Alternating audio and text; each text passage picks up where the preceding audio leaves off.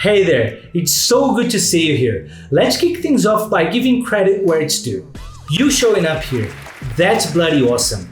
This is the first step to shaking things up, to being proactive. Now, I could ramble on endlessly about productivity and personal growth, but I respect your time too much for that. So I'll cut right to the chase. If you're here, it's safe to assume you're not thrilled with how things are rolling in your life.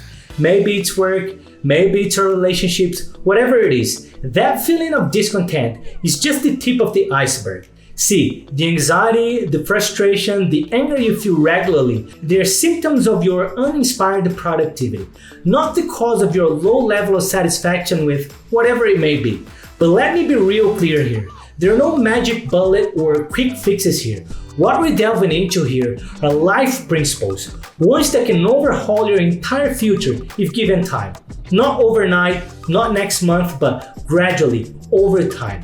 Now picture this. Imagine yourself trying to cram for a harvest on a farm. You skip planting in spring, slack off all summer, and then desperately cram in the fall to get a bumper crop. Sounds absurd, right? Because farming operates on its own natural rhythm. You can't cheat the process. You've got to pay the price and follow through. After all, you always reap what you sow. There are no shortcuts. Sure, you might see a few sprouts pop up next week, but that's just scratching the surface. The real results, they're a few miles down the road. But here's the kicker. If you don't start now, they'll never come. And no matter how fancy a car you drive or a lavish house you live in, if you're not fulfilled by what you're doing, people will see right through it. As Emerson wisely said, what you are speaks so loudly that I cannot hear what you say. Your actions and energy speak far louder than words or material possessions. Let's circle back to those principles I mentioned earlier. If you're here, it's likely because you've fallen into the trap of focusing solely on urgent matters, constantly putting out fires, but never getting around to the important stuff. Whether it's your health, your relationships, your finances, or something else entirely, your habits are rooted in the wrong principles. Now, when I say principles, I'm talking about a framework, a way of seeing the world. Not literally seeing the world, of course, with your eyes, but interpreting and understanding the events that unfold in your life. Think of it like a map. It's not the actual territory, but rather an explanation of certain aspects of it. And that's precisely what a principle is, an explanation or a model of something else. Imagine this. You've got your heart set on a specific restaurant in downtown LA. You figured a street map would be a great idea, right? But then you grab a map from your hotel front desk to help you find your way. It's labeled Los Angeles all over. But here's the kicker. It's actually a map of New York City. Just a printing error that slipped through the cracks. Can you picture the frustration of trying to navigate downtown LA with a map of New York City? Will you even make it to the restaurant in time for your reservation? Think of principles like your life's GPS. You could hustle harder, pay closer attention, and sprint faster than ever before. But all that effort will just lead you down the wrong road, but a hell of a lot faster. You could also shower yourself in positive affirmation until you're blue in the face, but it won't magically transport you to the right destination. Sure, you might feel all warm and fuzzy inside, but you'd still be wandering aimlessly with the wrong map. Now, when you get your hands on the right map of Los Angeles, your positive thinking would most certainly come in handy if you're stuck in one of those jams on Santa Monica Boulevard. The most important thing is that before you set off, you must have the correct map or the correct principles.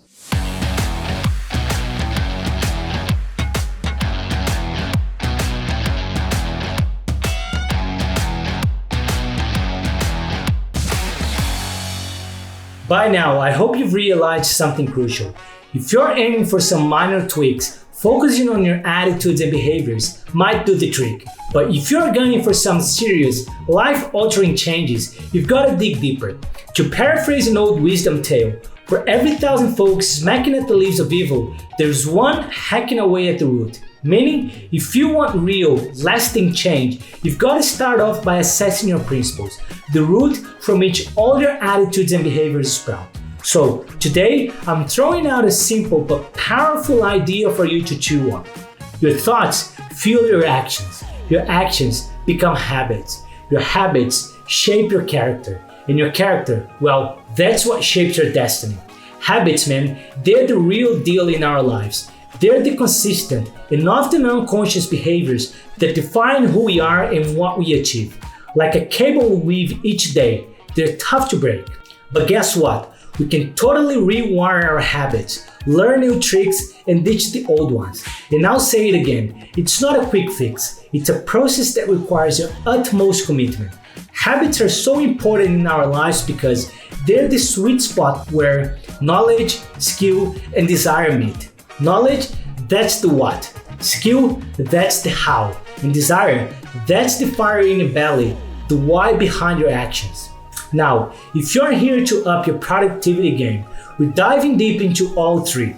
We're flipping the script from dependency to independence to interdependence. See, when you're dependent, you're all about pleasing others. When you're independent, it's all about you. But when you're interdependent, you enter a whole new ballgame. That's where we come together, putting our skills and efforts to reach for the stars. Truth is, most of us fiercely aim to become highly independent, but maybe, just maybe, that's why you're here. Caught up in the chaos, dealing with one emergency after another. But imagine when you master your inner game and go full-time interdependent. You'd be crushing it left, right, and center, man. Productivity and success, they'd be your middle names. Alright, let's dive right into the first principle of high productivity. Be proactive. What does it mean? Well, being proactive is exactly the place where your personal power kicks in. It's about owning your shit, taking full responsibility for what matters most to you. When you're proactive, you're not just reacting to whatever life throws your way. You're making deliberate choices about where to focus your energy. And guess what? That leads to success, fulfillment, and all that good stuff. Now, I'm not saying emergencies won't pop up. Life's full of them. But when you plan your week intentionally, you leave room for the unexpected. So when shit hits the fan, you can handle it and get back to what matters the most. Here's the deal. Between every trigger in your response, there's a tiny gap of time. That's where your freedom lies. So next time some prick cuts you off in traffic, instead of flipping the bird, wish them a safe journey and keep your cool on. When you're chatting at the cafeteria, set a damn timer on your phone. And when your partner asks you to take the trash out, be thankful for the heads up. Sounds simple, right? But trust me, being proactive saves you a ton of energy and time. No more getting pissed off, dwelling on negativity, or dragging your bad mood around all day. Instead, you're flexing your self-awareness, your imagination, your willpower. And here's a mantra to help these first principles stick. What you practice grows stronger. Meaning, you no longer tolerate being a puppet on other people's priorities. You're calling the shots because you owe it to yourself. Now take a look at this. Two circles. The first one here consists of everything you can't control. And we're gonna call it your circle of concern. This second circle over here, that's your turf. The stuff you can actually influence. We'll call it your circle of influence. Now think about it. Can you change the assholes on the road? It'd be great if you could, but of course you can't. Can you stop the cafeteria chatter from taking place without removing the cafeteria altogether? Not a chance in hell. Can you politely ask your partner to handle the trash? You sure can, but is that really the partner you want to be? Exactly. So here's the deal. From here on out, you must commit every fiber of your being to focusing your energy on one thing only. Your circle of influence, which consists of things you can't control. When you waste time stressing about what's out of your hands, you're just spinning your wheels. But when you focus on your circle of influence, that's where you're acting productively, and therefore you can achieve real heartfelt success. That's where you make real change. Being proactive is your ticket to shaping your destiny, crushing your goals, and living a kick-ass life. It's about taking charge, stretching your imagination, and growing every damn day. Before you can be productive, you gotta be proactive. Being productive is not just about getting shit done. It's about creating a life that's truly meaningful and fulfilling.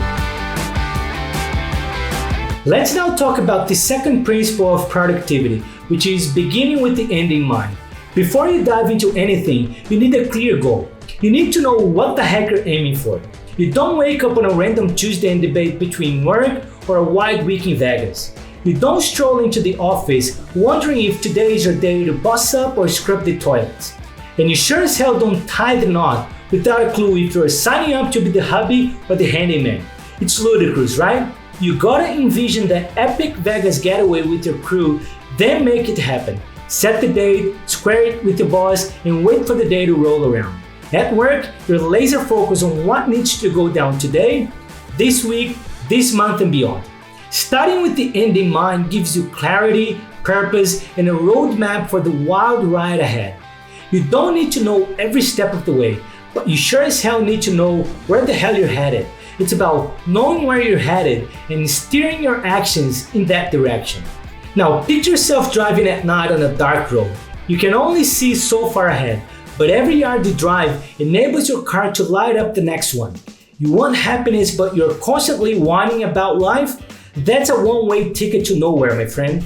Ever seen someone complaining their way into an awesome day? Yeah, me neither. And here's another thing for you to grapple with. Everything around you has been created twice. First in someone's mind, then brought to life. So by mentally crafting your future first, you become the architect of your destiny. Blend that with being proactive and you're bossing your way through life, leaving mediocrity to the 99%. And another thing to keep it close is your personal mission statement. This is your North Star, guiding every move you make. It's your values, your principles, your long-term dreams, and everything else you're about, all folded into one powerful statement. It keeps you grounded when chaos comes knocking. To really crush it and find fulfillment, your actions must align with timeless principles of integrity and contribution. That's how you not only hit the targets, but you also leave a positive mark on everyone around you. It's like the embodiment of that old saying, happiness is only real when shared. In practical terms, this means clarifying your values, setting specific goals, and crafting a game plan to make it happen. Going to work won't cut it, but being the go-to interior designer, bagging 18 projects a year for those epic family vacays, now we're talking. Beginning with the end in mind demands self-awareness, introspection, and a buttload of self-discipline. And don't sleep on visualization. It's like rocket fuel for your drive. Picture yourself slaying those dragons. Feel the buzz of success in your bones. That's the fuel that keeps your fire burning through the toughest of times. So begin with the end in mind is about knowing where you're going and where you're starting from. Without that, you're just a monkey throwing 24 dice a day, hoping for every single one of them land on the same position. And who wants to leave their destiny up to chance? Alright, let me wrap this one up with the third and final principle I've got for you today. Before we dive into the nitty-gritty, this one is called put first things first. It's all about cutting the crap and zeroing in on what truly matters. Your priorities shouldn't be tossed aside for stuff you can't control or that doesn't move the needle. Before we jump in, take a second to jot down one thing. What is one thing, not the one, just one thing that if you did consistently would change the game for you both professionally and personally? Hang on to that thought, we'll circle back to it later. Now, this principle is all about mastering time management and prioritization. It's about directing your energy toward the stuff that lines up with your values and long-term goals. At its core, it's about living by your principles and making decisions based on what really lights your fire. To illustrate, check this out. This is Time Management Matrix. It's your guide to separating the urgent from the important. The stuff that has to be dealt with now versus what actually moves the needle. See, we split tasks into 4 areas based on their urgency and importance. First up, we've got quadrant 1, the urgent and the important stuff. These are the fires you've got to put out pronto, or else it's a federal disaster. Think crises, emergency meetings, last minute deadlines. Next, quadrant 2, the not urgent but important. These are the game changers. The things that set you up for long-term success, like working on big goals, planning, building relationships and whatnot. Then there's quadrant 3, the urgent but not important. These are the distractions masquerading as emergencies. Interruptions, pointless meetings, other people's problems, you know what I'm talking about. And lastly, quadrant 4. Here we've got the neither urgent nor important things. This is the time suck territory. Think mindless tasks, procrastination, binge watching Netflix, and scrolling social media, just to name a few. The key here is to focus on quadrant 2 activities, those important but not urgent tasks. They're where the magic happens. But hey, if you're anything like me and have trouble telling what's important from what's just noise, I've got a little something for you. The roles and goals framework. It's all about clarifying your various roles in life. Parent, partner, employee, community member, second grade soccer coach, and setting goals within each role. It's a roadmap to keep you on track with your responsibilities while staying laser focused on what truly counts. Now let's be real. Putting first things first is a lot easier said than done. It takes a whole lot of self-discipline, self-awareness, and a killer time management skills. But hey, that's why it's principle 3, right? These 3 principles we've just touched on are the stepping stones to the next big thing. They're the foundation for what's to come. Principle 1, being proactive, is all about taking charge, being the architect of your own destiny. It's about looking at those knee-jerk reactions and saying, not today, motherfucker. Are you sick and tired of the panic mode and the boss rings? Be proactive, switch it up. How? Principle 2, begin with the end in mind. Picture in your mind your ideal, calm response, then make it happen. And that brings us to principle 3, putting first things first, which is where the rubber meets the road, where you walk the talk. Basically, it's you proactively bringing those ideal responses to life, day in and day out, until they're second nature. Remember, what you practice grows stronger. Again, principle number 1, being proactive is like crafting your personal vision, knowing what you stand for and what you're all about. Principle number 2, beginning with the end in mind. That's your mental dress rehearsal for productivity. It's all about stepping up and influencing yourself and taking the reins of your own destiny.